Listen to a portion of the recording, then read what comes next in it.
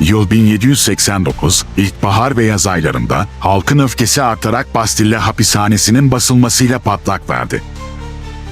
Bu olay, kraliyetin otoritesine karşı bir isyan işaretiydi. İsyan, hızla Paris'ten diğer şehirlere ve kırsal bölgelere yayıldı. Köylüler, soylulara ve feodal sisteme karşı isyan etti, tarlaları yakıp aristokrat malikanelerini yağmaladılar. Bu dönemde Fransa, ciddi ekonomik krizlerle mücadele ediyordu. Devletin borçları, sarayın aşırı harcamaları ve Amerika'daki bağımsızlık savaşına yapılan mali destek nedeniyle hızla arttı. Halk, yüksek vergiler ve kıtlık nedeniyle büyük sıkıntılar çekiyordu. Toplum 3 ana sınıfa ayrılmıştı. Soylular, din adamları ve 3. sınıf, burjuvazi, işçiler ve köylüler. Halkın açlık ve yoksulluğu karşısında 16. Louis'in karısı Marie Antoinette'in ekmek bulamayan halka söylediği iddia edilen söz, "Ekmek bulamıyorlarsa pasta yesinler." Qu'il mange de la brioche. ifadesidir. 16. Louis, ekonomik krizi çözmek amacıyla 1789'da Genel Meclisi topladı. Ancak işçiler ve köylüler sınıfı temsilcilere adil temsil ve oy hakkı talep etti. Talepleri reddedilince kendi meclislerini, Ulusal Meclisi kurdular ve Fransız Anayasasını yazma kararı aldılar. 14 Temmuz 1789'da Bastille hapishanesinin düşüşü, ihtilalin simgesel başlangıcı oldu. Kral ve ailesi 1791'de Fransa'dan kaçmaya çalıştı ancak yakalandılar ve Paris'e geri getirildiler. Bu olay, monarşiye olan güveni tamamen sarstı. 21 Ocak 1793'te 16. Louis, Paris'in Devrim Meydanı'nda giyotinle idam edildi. İdam günü, kral sakin ve soğukkanlı bir şekilde son sözlerini söyledi ve halkın gözleri önünde hayatını kaybetti. İşte bu dönemde Napolyon Bonaparte figürü ortaya çıktı. Savaş alanlarında yükselmenin arzusuyla parıldarken, kararlı bir genç subay, Fransız ordusunun dizginlerini eline almak için kaderle yüzleşir. Bu, sıradan bir askerin yükselişi değil, tarihin akışını değiştirecek bir liderin doğuşunun müjdesidir. Ve bu lider, adı tarihin en büyüklerinden biri olarak yazılacak. Napolyon Bonaparte. 1793'te Toulon kuşatmasında gösterdiği başarı, onun dikkat çekmesini sağladı ve askeri kariyerinde hızla yükselmesine yol açtı. 16. Louis'in idamından sonra Avrupa devletleri ihtilalden sonra tedirgin oldular. Fransa'ya karşı saldırı için kuvvetli ordular kurmaya başladılar. Fransa Avrupa koalisyonuna karşı koymak için Napolyon İtalya seferinin komutasına getirildi. Napolyon, İtalya seferine başladığında hedeflerinden biri de Avusturya'nın kontrolü altındaki Lombardiya'yı ele geçirmekti. Lombardiya, ekonomik ve stratejik açıdan büyük bir öneme sahipti. Napolyon, Piemont-Sardunya Krallığını yenerek Kuzey İtalya'ya giriş yapmış ve Avusturya kuvvetlerini yenmek için planlarını hazırlamıştı. Lombardiya'ya girişin anahtar noktalarından biri, Lodi Köprüsü Savaşı'dır, 10 Mayıs 1796. Bu savaş, Napolyon'un Avusturya güçlerine karşı cesur bir saldırı düzenleyerek önemli bir zafer kazandığı çatışmadır. Napolyon, Avusturya güçlerinin Adda Nehri üzerindeki Lodi Köprüsü'nden geçişini engellemek için hızlı hareket etti. Avusturya ordusu, General Joan Bioğlu komutasında savunma pozisyonu aldı. Napolyon, piyadelerini köprüyü zorla geçmeleri için yönlendirdi. Şiddetli topçu ateşine rağmen Fransız askerleri köprüyü geçmeyi başardı. Napolyon'un kişisel liderliği ve cesareti, askerlerinin moralini yüksek tutmasında etkili oldu. Fransızlar, köprüyü ele geçirerek Avusturya güçlerini geri çekilmeye zorladı. Bu zafer, Napolyon'un "küçük çavuş" olarak anılmasına yol açtı ve onun askeri yeteneklerinin tanınmasını sağladı. Lodi Köprüsü'ndeki zaferin ardından Napolyon, Lombardiya'nın kaydı olan Milano'ya doğru ilerledi. Milano, Lombardiya'nın en önemli şehriydi ve Avusturya'nın İtalya'daki varlığı için hayati öneme sahipti.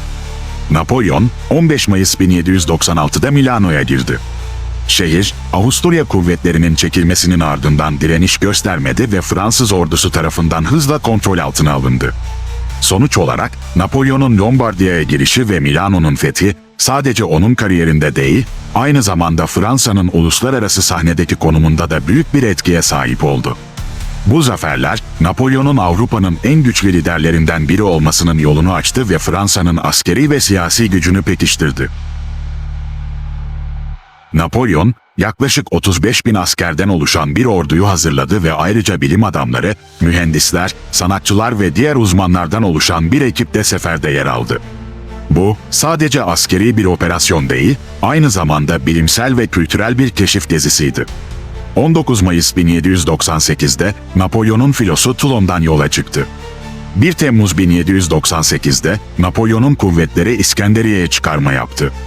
Fransızlar kısa sürede şehri ele geçirdi ve ardından iç bölgelere doğru ilerlemeye başladı. 21 Temmuz 1798'de gerçekleşen Piramitler Savaşı, Napolyon'un Mısır'daki zaferlerinin en ünlüsüdür. Mısır Memlükleri yenilgiye uğratıldı ve Napolyon, Kahire'ye girdi. Napolyon'un Mısır seferi sırasında, bilim insanları çeşitli alanlarda önemli keşifler yaptılar. Fransız bilim adamları, Mısır'ın antik kalıntılarını inceleyerek modern Mısır bilimin temellerini attılar. Rosetta taşının bulunması, antik hiyerogliflerin çözülmesinde kritik bir rol oynadı.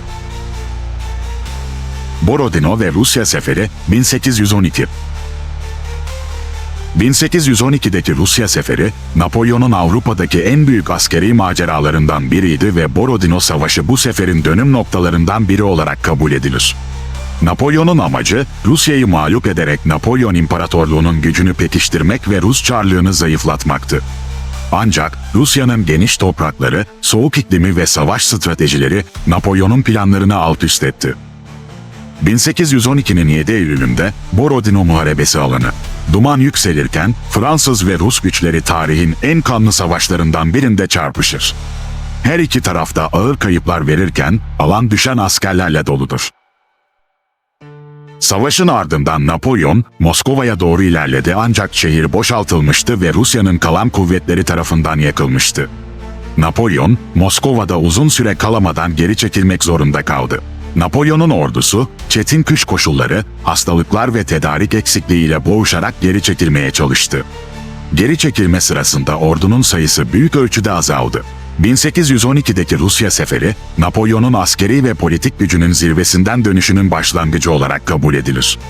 Bu sefer, Napolyon'un hırslarının ve imparatorluğunun çöküşünün bir göstergesi olarak tarihe geçti. Waterloo Savaşı 1815. Napolyon, sürekli savaşlar ve yenilgiler sonunda 1814 yılında tahttan feragat edip Elba Adası'na sürgüne gönderilmişti.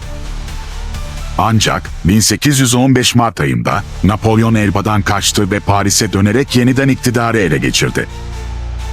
Bu gelişme Avrupa'nın büyük güçlerini harekete geçirdi ve onu kesin olarak durdurmak için bir ittifak kuruldu.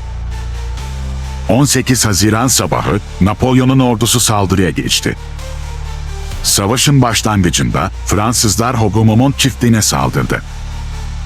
Burası stratejik bir öneme sahipti ve Wellington'un savunma hattının sağ kanadını oluşturuyordu. Çiftlikteki şiddetli çatışmalar gün boyunca devam etti. Öğleden sonra Napolyon, İngiliz savunma hattının merkezine saldırı emri verdi. Fransızlar La Haye-Sainte çiftliğini ele geçirmeyi başardı, ancak Wellington'un merkezdeki kuvvetleri direnmeyi başardı.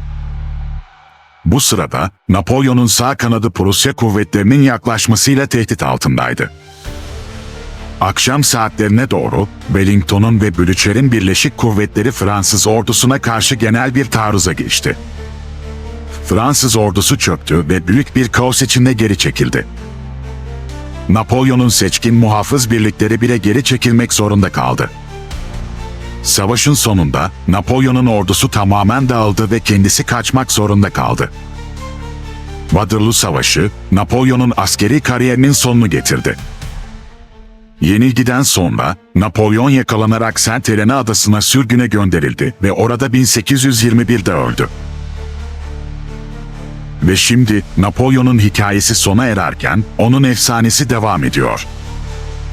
Kaderi ne kadar çalkantılı olursa olsun, Napolyon'un adı, tarihin unutulmaz figürleri arasında parlamaya devam edecek. Zamana meydan okuyan bu efsane, tarih kitaplarında, savaş meydanlarında ve halkın zihninde yaşamaya devam edecek.